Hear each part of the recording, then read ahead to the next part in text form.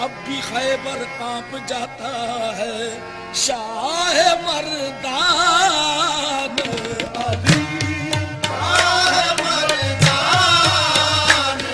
علی شاہ مردان شاہ مردان علی شاہ مردان علی شاہ مردان علی شاہ مردان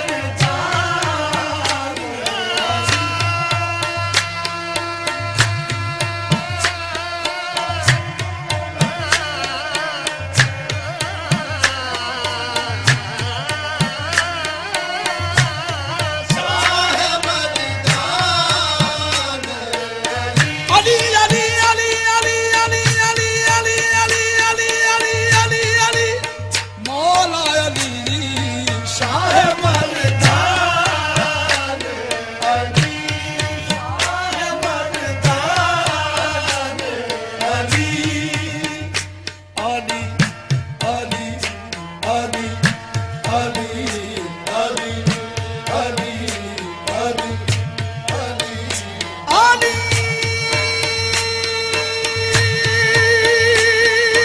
هم يحزنون الذين آمنوا وكانوا يتقون صدق الله مولانا العظيم وصدق رسوله النبي الكريم ونحن على ذلك من الشاهدين والشاكرين والحمد لله رب العالمين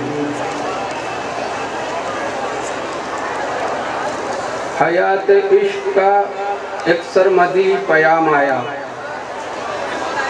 حیات عشق کا ایک سرمدی پیام آیا نبی کے نام پر مرنا بھی کتنا کام آیا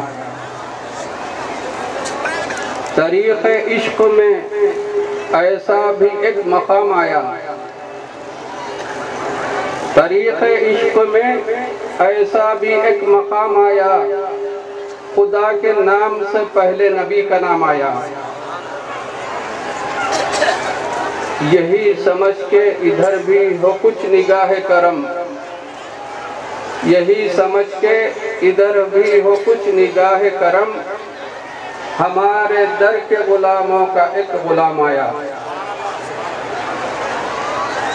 خدا دراز کرے عمر سوز عشق نبی خدا دراز کرے عمر سوز عشق نبی خدا دراز کرے عمر سوز عشق نبی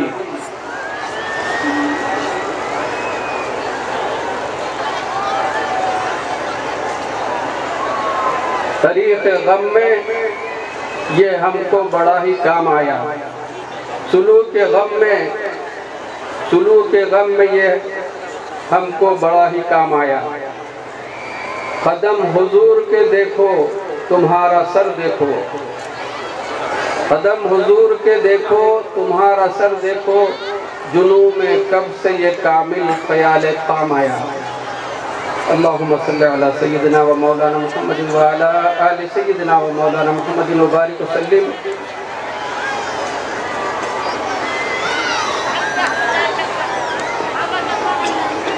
جناب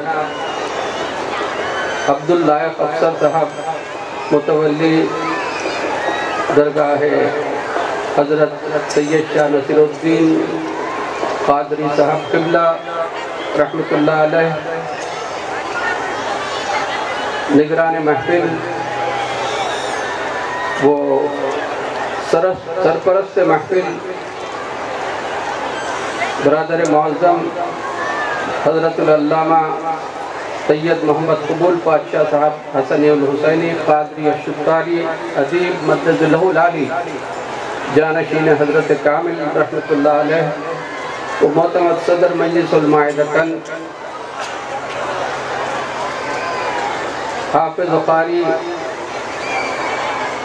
عظمت اللہ شاہ صاحب جعفری صدر نشین مجلس استقبالیہ عرس مبارک خاضہ جناب عبدالکریم صاحب نائب صدر استقبالیہ مجلس استقبالیہ کے اراکین، معزز علماء و مشائخین، سامعین کرام، خواتین حضرات، آج کے عرس مبارک کے اس مبارک موقع پر اس جلسے کا جو عنوان دیا گیا وہ عظمت مصطفیٰ صلی اللہ علیہ وسلم اور فیضان اولیاء کرام رحمۃ اللہ علیہم اجمعین ہے۔ اگرچہ کہ یہ دو عنوان ہم کو علیحدہ سمجھ میں آتے ہیں اور ہر ایک اپنی جگہ مستقل وقت چاہتا ہے، یہاں تفصیلاً باتیں کیے بغیر مختصراً آپ کی خدمت میں عرض کروں گا کہ موقع عرس پاک کا ہے۔ شروع اولیاء کرام ہی کی بات سے کرنا ہے، اس لیے کہ ہم جس دور سے گزر رہے ہیں اور جس زمانے میں ہیں، یہ زمانہ حقیقت میں جتنے زمانے ازل سے آتے رہے ہیں اور یہ زمانہ بھی ہے اور قیامت تک کے آنے والے تمام زمانے، یہ جملہ زمانوں کو قرآن پاک کی روح سے عرض کر رہا ہوں کہ یہ تمام زمانے حضور اکرم صلی اللہ تعالیٰ علیہ وسلم ہی کے زمانے ہیں۔ اللہ تعالیٰ نے قرآن پاک میں زمانے کی قسم کھائی، والعصر کہہ کر اللہ کا یہ ارشاد کہ قسم ہے زمانے کی۔ علماء دین بتلاتے ہیں کہ یہ قسم زمانے کی اللہ نے جو کھائی ہے وہ دراصل قسم ہے زبان مصطفیٰ کی ہے، اور مصطفیٰ صلی اللہ علیہ وسلم کا زمانہ ہر زمانہ رہا ہے، ازل سے ابد تک ہر زمانہ انہی کا ہے۔ اس کی بڑی تفصیل ہے، ایک الگ موضوع ہے، اس پر میں کہنا نہیں چاہتا۔ عرض کرنے کا مطلب یہ کہ یہ بھی زمانہ حضرت رسول خدا صلی اللہ علیہ وسلم ہی کا زمانہ ہے، اور ہم عاشقان اولیاء جو بزرگان دین کے چاہنے والے ہیں، ہم نسبت کے قائل ہیں۔ ہم جو کچھ کرتے ہیں وسیلے سے کرتے ہیں، نسبت سے کرتے ہیں۔ ہمارا تعلق ہمارے پیروں سے ہے، اور ہم اپنے پیر کا وسیلہ لے کر ان کے پیر تک پہنچتے ہیں، اور ہمارے دادا پیر کا وسیلہ لے کر ہم اور اوپر کے مرشدین کرام تک پہنچتے ہیں۔ یہ نسبت کی کڑیاں ہم کو لے جاتی ہیں مولا کائنات سیدنا علی شیر خدا رضی اللہ تعالیٰ عنہ تک، اور پھر امام المشارق والمغارب، شہنشاہ ولایت، پیشوائے مقتدی حضرت سیدنا علی شیر خدا کرم اللہ تعالی وجہ الکریم ہم کو ملاتے ہیں آقا نامدار سرکار دو جہاں صلی اللہ علیہ وسلم سے۔ یہ طریقت کے جو طریقہ چلتے آ رہا ہے، اسی نسبت سے میں کہہ رہا ہوں کہ ہم ادھر سے چلیں گے، پہلے ولی کی بات کریں گے، اس کے بعد قطب کی بات ہوگی، غوث کی بات ہوگی، غوث العظم کی بات ہوگی، اور متقدمین اولیاء کرام کی بات آئے گی، اور پھر حضور اکرم صلی اللہ تعالیٰ علیہ وسلم تک پہنچی جائے گی۔ تو سرکار دو عالم صلی اللہ علیہ وسلم کی عظمت کا بیان خود بخود اولیاء کرام کے بیان میں شامل ہو جاتا ہے۔ یعنی ذکر نبی اور ذکر اولیاء کا یہ محفل، آپ بھلا بتلائیے کہ کوئی ایسی محفل ہو سکتی ہے کہ جس میں کسی ولی کا ذکر ہو اور نبی کا ذکر نہ ہو؟ ایسا ہرگز ہو ہی نہیں سکتا۔ کوئی بھی بغیر رسول اللہ صلی اللہ علیہ وسلم کے ولی کا ذکر کرے گا ہی نہیں۔ اور بات حقیقت میں یہ ہے کہ ولی کو ولی کس نے بنایا، ولی کو ولی کس نے بتایا، یہ سب سرکار دو جہاں صلی اللہ علیہ وسلم کا فیضان ہے۔ لہذا ہم اگر عظمت مصطفیٰ کی بات کرنا چاہتے ہیں تو وہ عظمت اولیاء میں مضمر ہے، چھپی ہوئی ہے۔ ولی کی شان، ولی کی عظمت اگر ہم بتائیں تو ان کی وہ عظمت دراصل مظہر رہے گی حضور اکرم صلی اللہ تعالی علیہ وسلم کی عظمت کی۔ ولی کا تذکرہ ہوگا تو نبی کا تذکرہ بھی ہوگا، ولی کا تذکرہ ہوگا تو علی کا تذکرہ بھی ہوگا۔ اس لحاظ سے عظمت اولیاء، عظمت علی اور عظمت مصطفیٰ کا تذکرہ بن جائے گا۔ لہذا جو بھی گزارشات، جو بھی عقیدت کی باتیں از راہ عقیدت سعادت اولیاء اللہ سے متعلق کہی جائیں گی وہ عظمت رسول کے مترادف رہے گی۔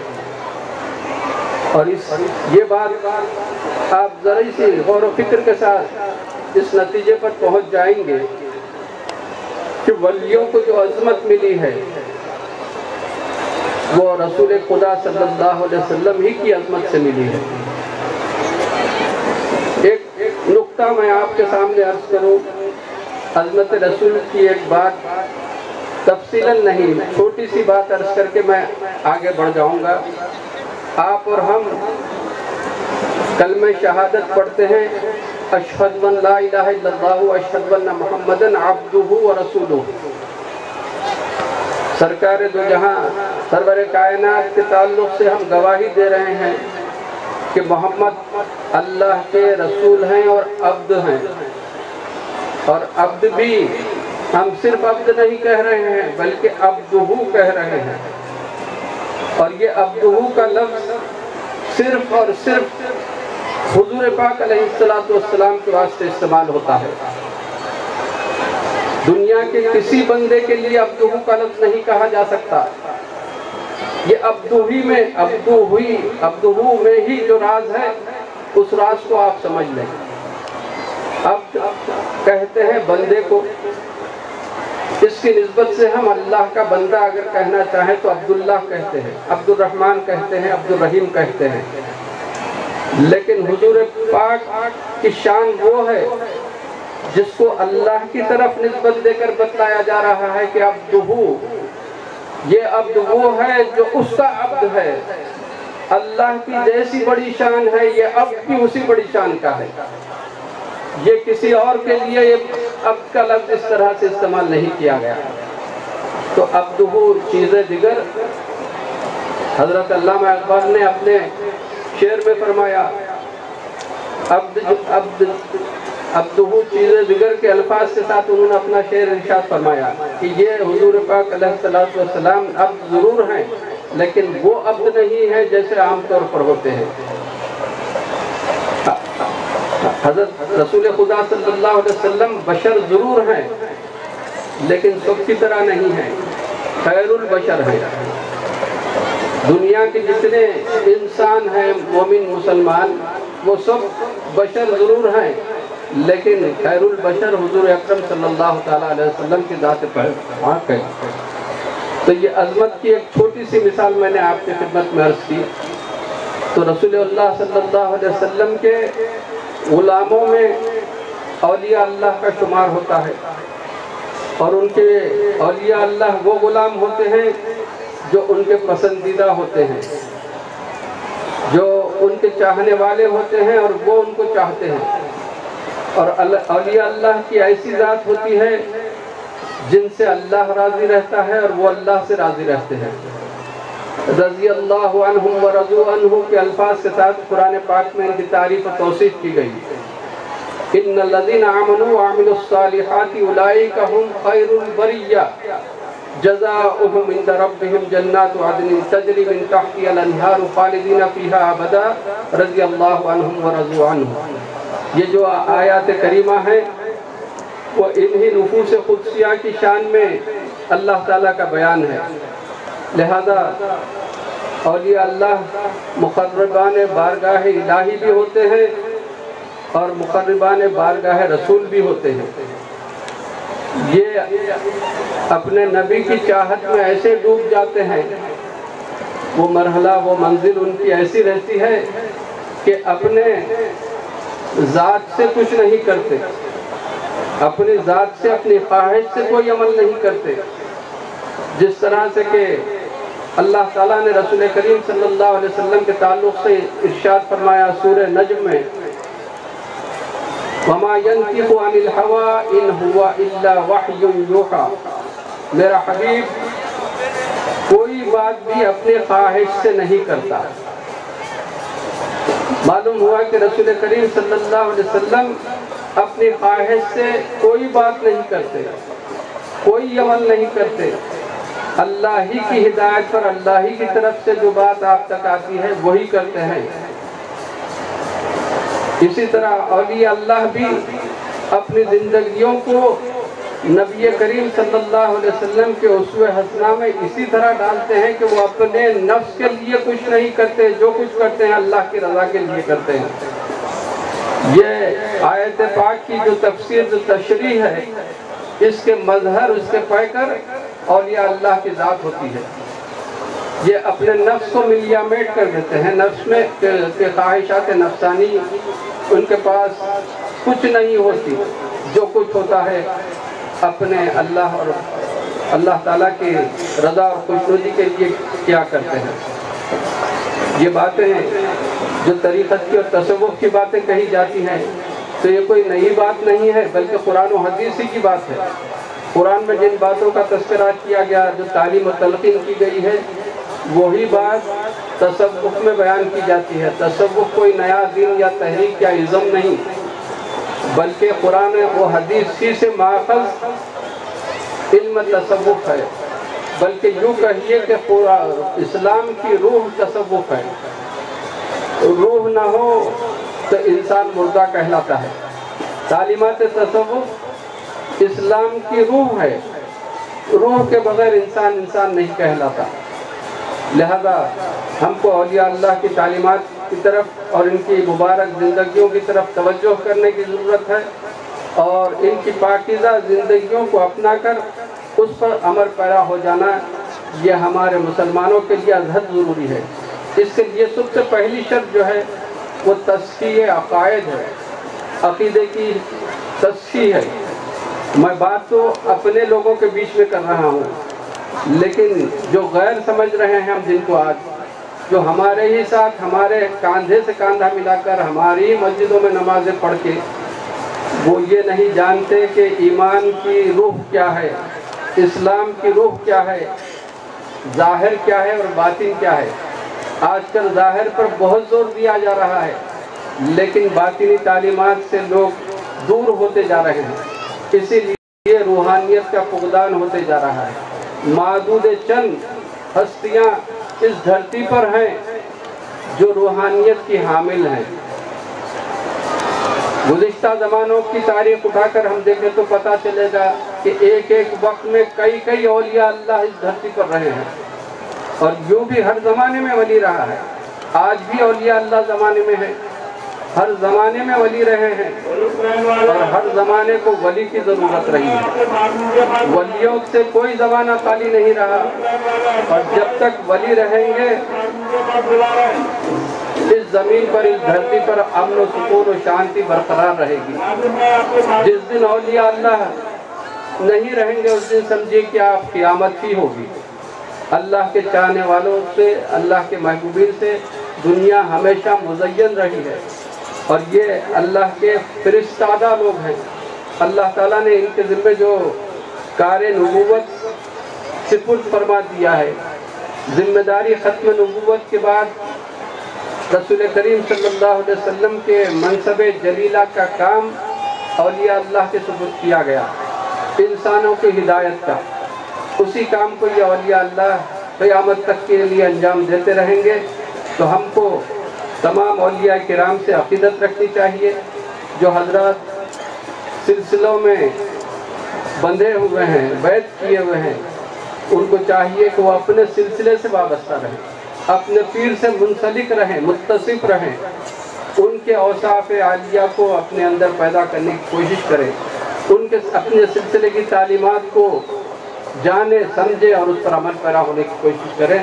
یہی اولیاء اللہ کے مشن کا اصل مقصد ہے۔ اعراض سے منانے کا بھی دراصل مقصد یہی ہے کہ آپ تک جس کا بھی عرس منایا جا رہا ہے ان کا یا ان کے سلسلوں کے بزرگان دین کی تعلیمات آپ تک پہنچائی جائے۔ اعراض کو بامقصد بنانا چاہیے، لوگوں تک کچھ پیام پہنچانا چاہیے۔ یہ آج کے عرس مبارک کے موقع پر یہ کام جو گزشتہ کئی سالوں سے یہاں کیا جا رہا ہے قابل مبارکباد ہے۔ یہاں کے ذمہ داران کہ وہ اس بڑے مجمع میں اولیاء اللہ کی تعلیمات کو پیش کرنے کی صحیح کر رہے ہیں۔ اللہ تعالی ہم سب کو نسبتوں کے ساتھ اور نسبت قوی کے ساتھ اپنے پیروں سے وابستہ رہے، ان کے فیضان اللہ تعالی ہمارے قلوب میں جاری و ساری فرما دے اور ہم کو صراط مستقیم پر گامزن فرما کر انعمت علیہم کی فہرست میں شامل فرما دے۔ اے پروردگار ہم کو دین و دنیا کی تمام خیر اور بھلائیاں عطا فرما دے۔ وآخر الدعوانا ان الحمدللہ رب العالمین۔ یہ تھے حضرت مولانا سید شاہ محمد محمود بادشاہ قادری رحمۃ اللہ مجد اللہ العالی جو بصیرت افروز خطاب فرما رہے تھے۔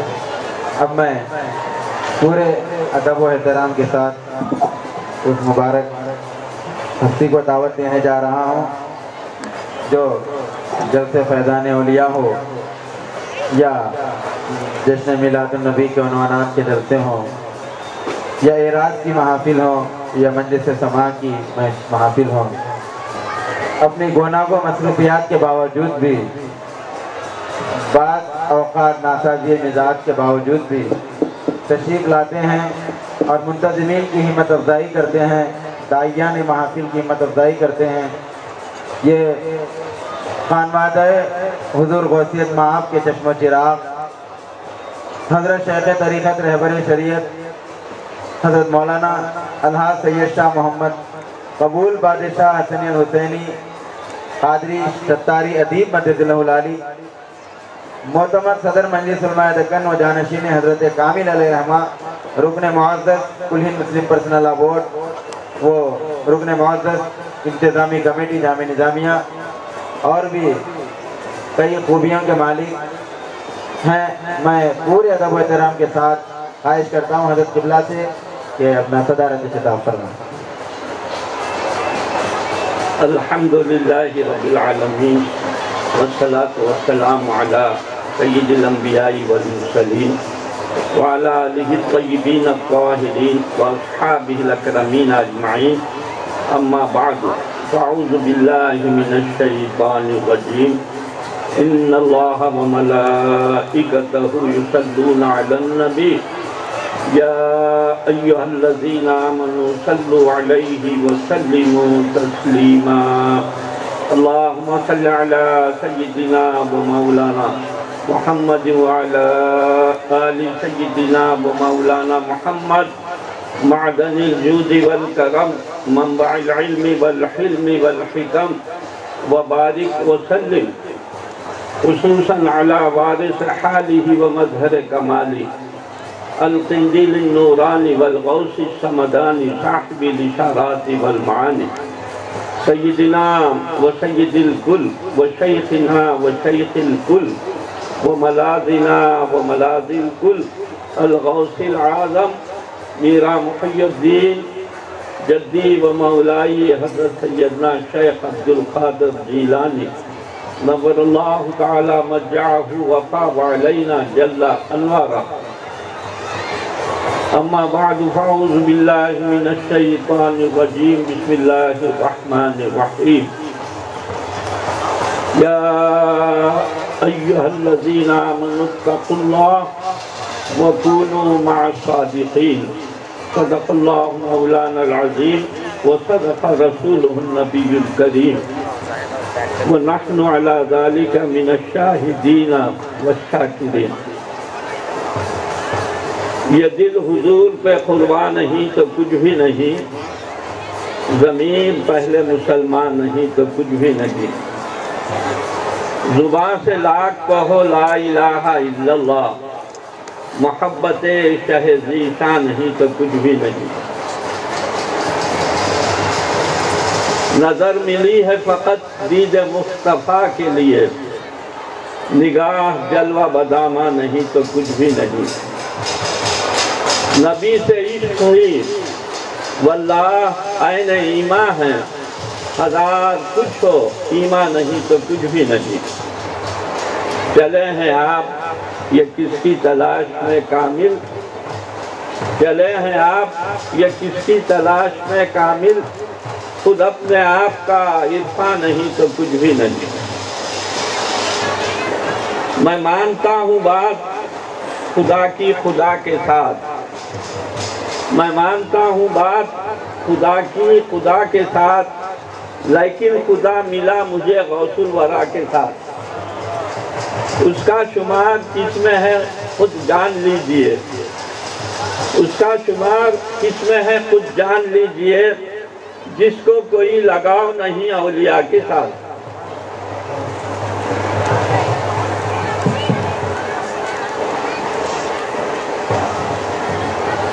بارگاہ حضرت سید شاہ نصیر الدین قادری رحمت اللہ علیہ جو حضور غوث الثقلین رضی اللہ تعالیٰ عنہ کے سلسلے سے تعلق رکھتے ہیں، اس بارگاہ کے متولی جناب عبدالخالق صاحب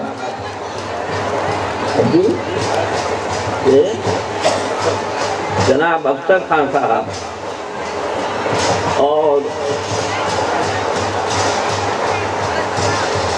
مولانا عظمت اللہ جعفری صاحب قاضی،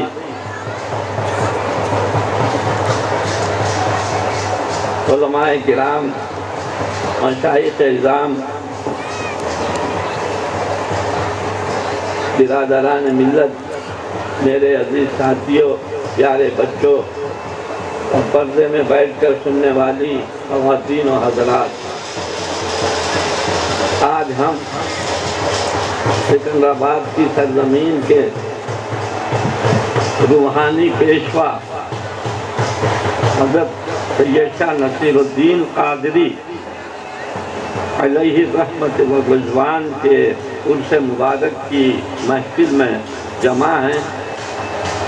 حقیقت یہ ہے کہ یہ اللہ کے ولیوں کا جو معاملہ ہوتا ہے، اللہ تعالیٰ تفصیلات میں گئے بغیر اشارتاً کنایتاً آپ کی خدمت میں عرض کر رہا ہوں، یہ اللہ تعالیٰ کی رحمتوں و عنایتوں کے منتخب شدہ چنندہ نفوس قدسیہ ہیں جن کو اللہ کے ولی کہا جاتا ہے۔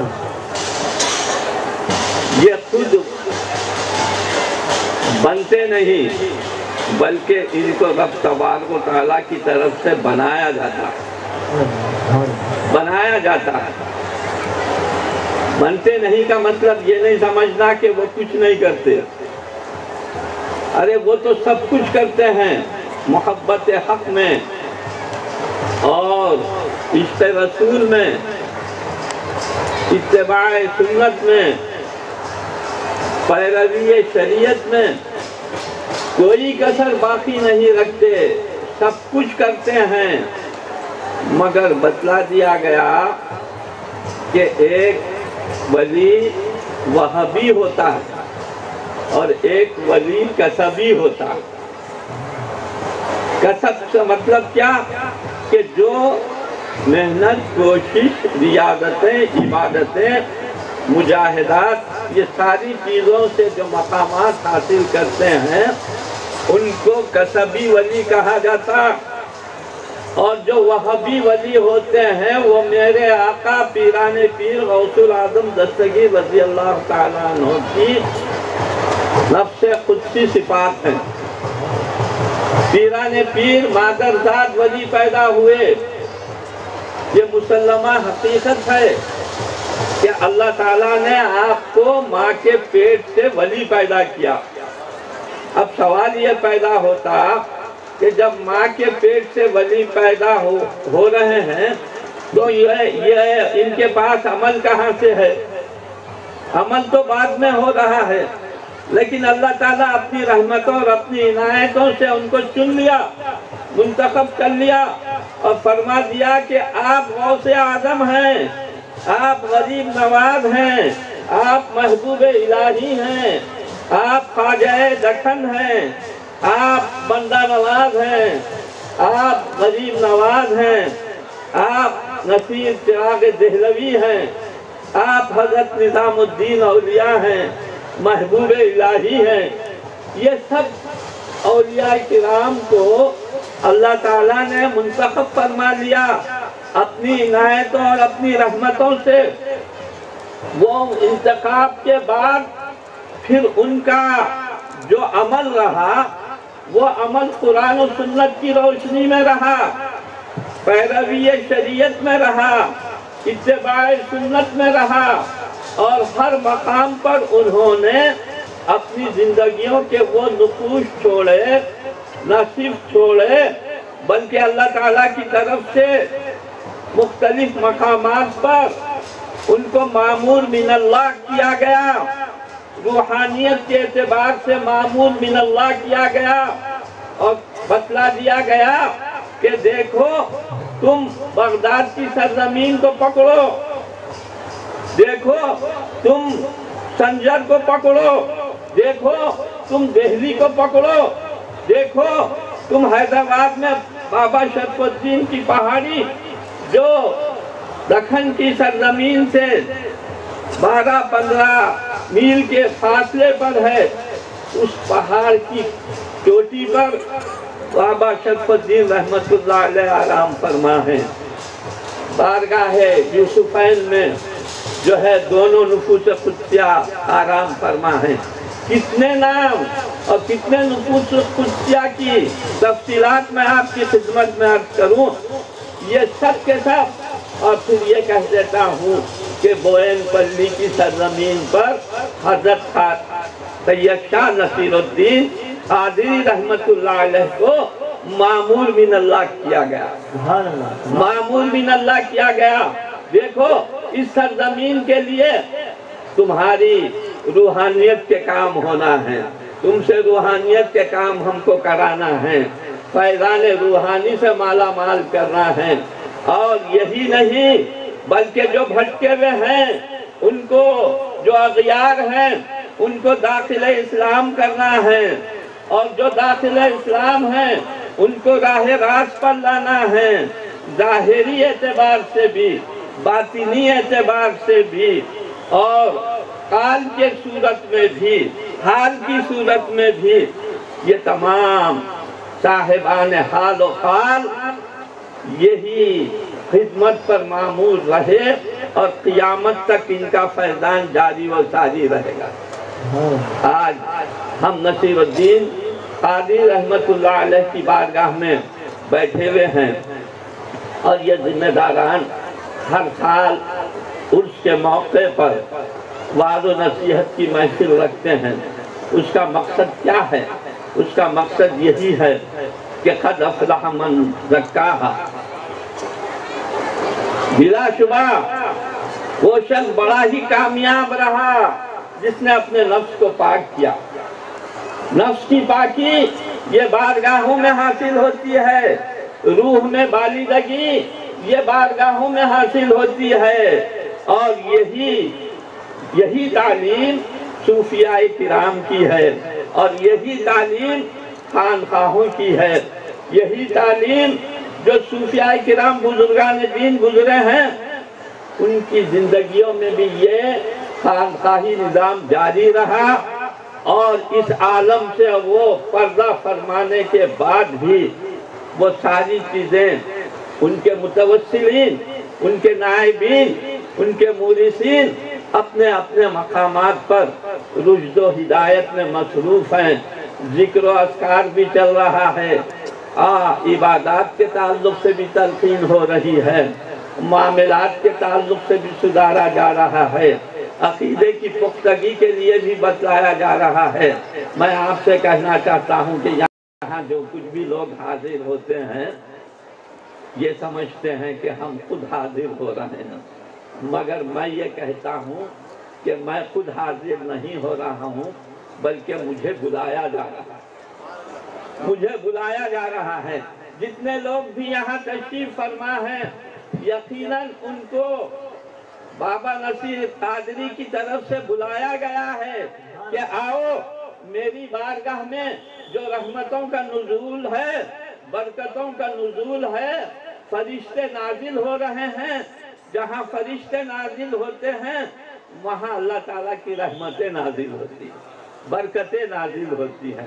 اسی لیے تو حدیث قدسی میں بتلا دیا گیا، ایک حدیث قدسی بیان کر کے آپ کو بتلا دینا چاہتا ہوں کہ اللہ تعالیٰ جب کسی اپنے محبوب بندے سے یہ کہتے ہوئے فرماتا ہے کہ اے بندے میں تجھ سے محبت کرتا ہوں، میں تجھ سے محبت کرتا ہوں، اور اس کے بعد نہ صرف اللہ تعالیٰ یہ فرماتا بلکہ فرشتوں سے کہتا کہ اے فرشتوں جاؤ آسمانوں میں، اے فرشتہ، ایک فرشتے کو کہا جاتا کہ جاؤ تمام فرشتوں کے سامنے یہ کہہ دو کہ میں فلاں بندے سے محبت رکھتا ہوں، آسمانوں میں ندا دی جاتی۔ اس کے بعد بتلا دیا گیا کیونکہ یہاں نوجوان ہیں، کم علم لوگ ہیں، اس لیے عام فہم انداز میں بیان کرنے کا عادی رہتا ہوں، اس واسطے کہ سرکار نے فرمایا تکلمون الناس علی قدر عقولہم، بات ایسی کرو کہ لوگوں کی عقلوں میں اتر جائے، ذہنوں میں اتر جائے، موٹے موٹے بلاغت کے ساتھ الفاظ استعمال کرے تو کسی کے بھی پلے نہیں پڑتے۔ اس واسطے آپ کی خدمت میں عرض کر رہا ہوں کہ فرما دیا گیا کہ دیکھو زمین پر جاؤ اور کہہ دو کہ میں فلاں بندے سے محبت رکھتا ہوں، اور زمین والوں سے کہہ دو کہ تم بھی ان سے محبت رکھو، اور اس کے بعد ندا دی جاتی ہے کہ جب میں آسمانوں میں ندا دے دیا، زمین پر ندا دے دیا، اور اس کے بعد اللہ تعالیٰ فرماتا ہے کہ میں جس سے محبت رکھتا ہوں مخلوق سے، بندوں سے بھی یہ فرما دیتا ہے کہ تم بھی ان سے محبت رکھو۔ یہ محبت محبوبہ نے خدا سے پیدا کرنے کی ہم کو حدیث کی روشنی میں تعلیم دی جا رہی ہے۔ آج محبوبہ نے خدا کی بارگاہوں سے روکا جاتا، ان کے پاس مت جاؤ، کیا ملتا، کیوں جا کے زیارت کرتے، خدا کرتے، ایک لمبی چوڑی تفصیل ہے، اس میں جانا نہیں ہے، ان کو ان کے حال پہ چھوڑیے، اس واسطے کہ ان کی عادت ہی یہ ہے کہ وہ اپنا جو ہے لائسنس یافتہ جو شیطان ہیں اس کی ذریت سے ان کا تعلق ہے، اس واسطے انہوں اس قسم کے سے بہکاوے کرتے رہتے ہیں۔ لیکن جو عاشقان رسول ہیں، جو محبوبان خدا ہیں، وہ یقیناً جو صاحب عرس یاد فرماتے ہیں تو حاضری دے لیتے ہیں۔ میں بھی چند سال سے یہ عرس میں یہ حضرات اپنی محبت سے، خلوص سے بلاتے ہیں تو میں حاضری دیتا ہوں، مگر حاضری دینے میں میرا بھی ایک مقصد یہ رہتا کہ اس حیلے میں اس بارگاہ میں پہنچ کر میں بھی کچھ استفادہ کر لوں، میں بھی کچھ فیض حاصل کر لوں، کچھ فیض حاصل کر لوں۔ اس نظریے کے تحت بھی حاضر ہوتا ہوں، اور اسی نظریے عقیدت کے ساتھ ہر مسلمان کو حاضری دینا چاہیے، اور اپنی محبتوں کو اولیاء کرام سے زیادہ استوار کرنا چاہیے۔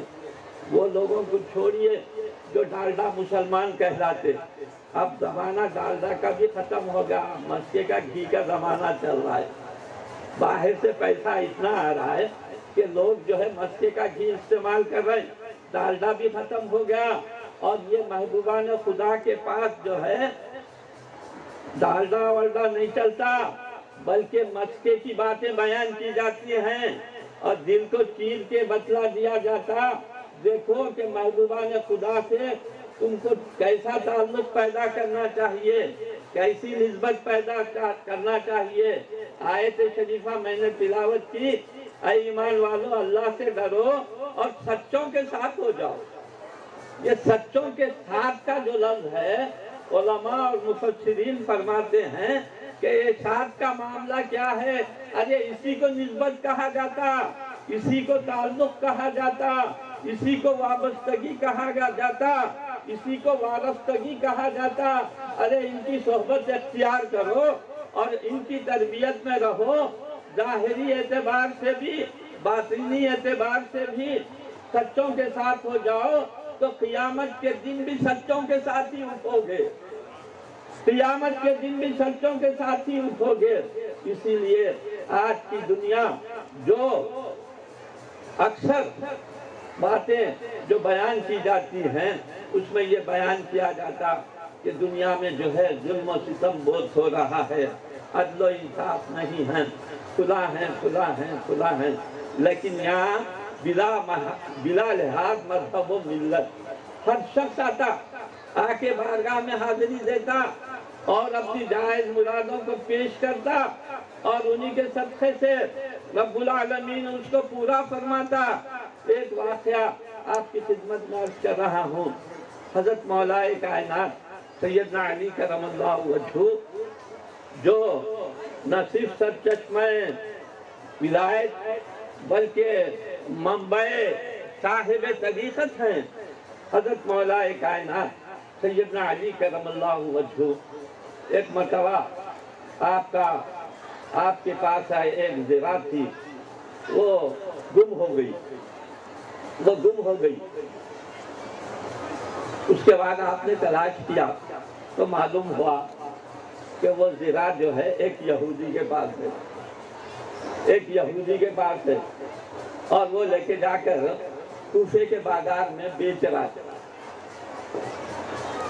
مولا کائنات سیدنا علی کرم اللہ وجہہ کی نظر کرم پڑ گئی اور آپ اس یہودی سے کہنے لگے کہ اے یہودی، یہ میری زرا ہے۔ وہ کہنے لگا جی نہیں، آپ کی نہیں ہوتی، یہ میری ملک ہے، میرے پاس ہے۔ مولا کائنات سیدنا علی کرم اللہ وجہہ ہر چند فرما رہے ہیں کہ نہیں، یہ زرا میری ہے۔ وہ مانتا نہیں۔ آخر میں مولا کائنات نے فرمایا کہ چلو ایک قاضی وقت کے پاس جائیں گے اور اس معاملے کا فیصلہ کروا لیں گے۔ قاضی وقت کے پاس گئے، جانے کے بعد پیش ہوا مقدمہ کہ یہ زرا کس کی ہے، تو یہودی کہنے لگا کہ یہ زرا میری ہے۔ مولا کائنات سیدنا علی کرم اللہ وجہہ نے فرمایا کہ یہ زرا میری ہے۔ کہا گیا، قاضی نے کہا کہ آپ گواہی پیش کیجئے۔ تو مولا کائنات سیدنا علی کرم اللہ وجہہ نے دو گواہ پیش کیے۔ ایک گواہ امام حسن رضی اللہ تعالیٰ عنہ اور ایک گواہ جو مولا کائنات کا آزاد کردہ غلام تھا جس کا نام عنبر تھا، اس کی گواہی پیش کی گئی۔ دو آدمیوں کی گواہی پیش کی گئی۔ قاضی وقت نے کہا کہ یہ دونوں کی گواہی قبول نہیں، یہ دونوں کی گواہی قبول نہیں۔ پھر کیا ہے؟ تو قاضی وقت نے کہا کہ بیٹے کی گواہی باپ کے حق میں قبول نہیں ہو سکتی۔ امام حسن رضی اللہ تعالی عنہ کے تعلق سے قاضی وقت نے کہا کہ بیٹے کی گواہی باپ کے حق میں قبول نہیں ہو سکتی۔ دیکھیے، مولا کائنات تو انا مدینۃ العلم وعلی بابوہا تھے۔ آپ نے کیا ارشاد فرمایا؟ آپ نے ارشاد فرمایا کہ عجیب بات کہ باپ کی گواہی بیٹا نہیں دے سکتا؟ ارے میں تو حضور اکرم صلی اللہ علیہ وسلم سے یہ سنا ہوں، میں تو یہ حضور اکرم صلی اللہ علیہ وسلم سے سنا ہوں کہ یہ دونوں شہزادے جنت کے نوجوانوں کے سردار ہیں۔ میں ایک جنتی کی گواہی پیش کر رہا ہوں۔ مولا کائنات نے فرمایا کہ میں ایک جنتی کی گواہی پیش کر رہا ہوں۔ سرکار عالم صلی اللہ علیہ وسلم نے فرمایا کہ امام حسن و حسین علیہم الصلاۃ والتسلیم جو ہے جنت کے نوجوانوں کے سردار ہیں۔ اس کے بعد کیا معاملہ ہوا؟ آگے یہودی بڑھتا ہے اور یہودی بڑھ کر کہتا ہے کہ مجھے قاضی وقت کے سامنے مجھے پیش کیا جائے۔ وہ پیش ہو جاتا ہے، ہونے کے بعد فوراً قاضی وقت سے مخاطب ہو کر کہتا ہے کہ تم نے عدل و انصاف کا فیصلہ کیا، تم نے عدل و انصاف کا فیصلہ کیا۔ دین اسلام عدل و انصاف پر چلتا ہے، اور میں یہ مولا کائنات سیدنا علی کرم اللہ وجہہ کی موجودگی میں اشہد ان لا الہ الا اللہ و اشہد ان محمدا عبدہ و رسولہ کی تصدیق کرتا ہے۔ آنے واحد میں یہودی داخل اسلام ہو گیا، آنے واحد میں یہودی داخل اسلام ہو گیا۔ ارے یہودی داخل اسلام ہوا اور پیران پیر غوث العظم دستگیر رضی اللہ تعالی عنہ کے زمانے میں ہزاروں کی تعداد میں لوگ داخل اسلام ہوئے اور لاکھوں کی تعداد میں لوگ تائب ہوئے، اور آنے واحد میں ساروں کی زندگیاں بالکل آنے واحد میں بدل گئی، اور وہ غلامان محمد رسول اللہ صلی اللہ علیہ وسلم کی صف میں آ گئے۔ تو میں آپ سے عرض کر رہا ہوں، اسلام کی یہ تعلیمات ہیں، یہ معاملہ ہے، محبوبان خدا کی تعلیمات پر ہم کو عمل پیرا ہونا ضروری ہے، اور نہ صرف عمل پیرا ہونا ہے بلکہ ان کی محبتوں کو اپنے قلوب میں جاگزی کرنا ہے۔ اور مجھے معلوم ہے کہ یہاں جلسے کے بعد جو ہے بیانات ہونے کے بعد جو ہے ادھر خوال بھی بے چین رہتے، ادھر سامعین بھی کبھی ہارمونیم کی طرف دیکھتے، کبھی بولنے والے کی طرف دیکھتے کہ اب انہوں گھنٹہ لیتے 2 گھنٹے لیتے نہیں معلوم۔ میں تو 10-15 منٹ بولنا چاہتا تھا، لیکن جو ہے کچھ آپ کی خدمت میں کچھ باتیں کہہ دیا۔ اللہ تعالیٰ آپ کو اور ہم سب کو عمل کی توفیق عطا فرمائے، محبوبان خدا کے دامنوں سے ہم کو وابستہ رکھے، اور حضور اکرم صلی اللہ علیہ وسلم کی سچی اور پکی محبت جو ہمارے قلوب میں جاگزی ہے، اللہ تعالیٰ اس میں اضافہ فرمائے، ہماری نسبت غلامی کو ذات رسالت مآب صلی اللہ علیہ وسلم سے مربوط فرمائیں، مستحکم فرمائیں۔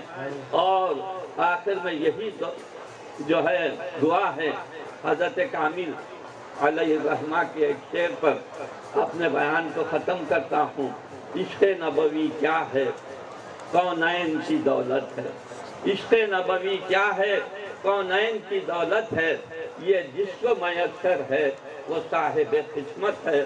وآخر دعوانا ان الحمدللہ رب العالمین۔ قبل اس کے کہ یہ ابھی آپ صدر جلسہ سے صدارت خطاب سماعت فرما رہے تھے، قبل اس کے کہ محفل سماعت کا آغاز ہو، صدر استقبالیہ تقریب عرس شریف مولانا حافظ قاضی عظمت اللہ شاہ جعفری صوفی اعظمی صاحب علماء کرام مشائخین اسلام کی گلپشی کریں گے۔ متولی صاحب جہاں کہیں بھی ہوں جلسہ گاہ میں تشریف لائیں۔ جناب احمد عبداللہ افسر متولی صاحب جہاں کہیں بھی ہوں جلسہ گاہ میں تشریف لائیں۔ میں افسر بھائی صاحب متولی صاحب سے خواہش کرتا ہوں جلسہ گاہ میں آ جائیں۔ مشائخ عظام اور علماء کرام کی گلپشی کی جا رہی ہے، متولی صاحب سے گزارش ہے کہ جلسہ گاہ میں آ جائیں۔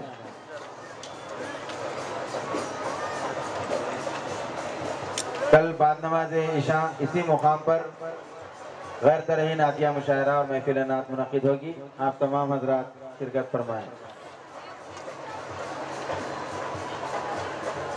حضرت مولانا قاضی سید شاہ اعظم علی صوفی قادری صاحب.